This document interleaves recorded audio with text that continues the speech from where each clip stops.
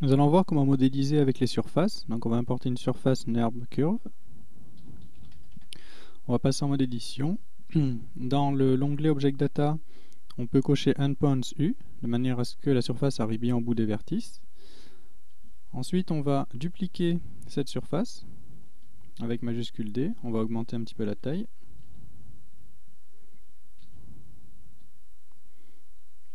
Donc ensuite, il faudra sélectionner toutes ces vertices et créer une face avec la lettre F, mais il faudra faire attention, il faudra que toutes ces duplications aient exactement le même nombre de vertices. Voilà, si jamais on subdivise une arête, il faudra subdiviser, rajouter une subdivision aux autres duplications.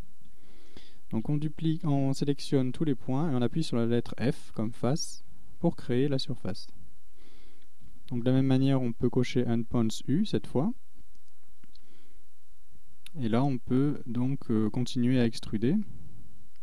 Alors une fois qu'on a sélectionné une vertice, on peut faire majuscule R pour sélectionner l'arête, donc à l'image de Alt et clic droit.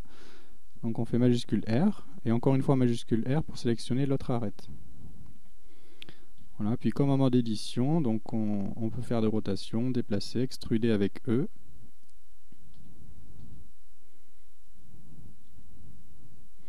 Faire des scales.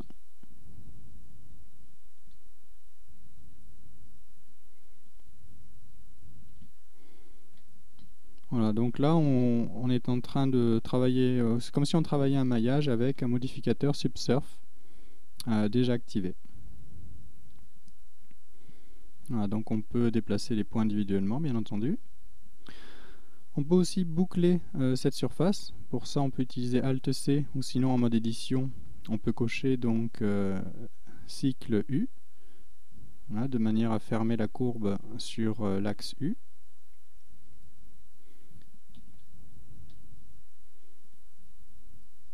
Voilà, donc de cette manière, on a une sorte de rouleau.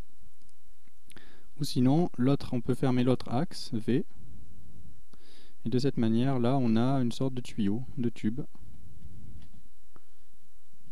Donc de tube creux.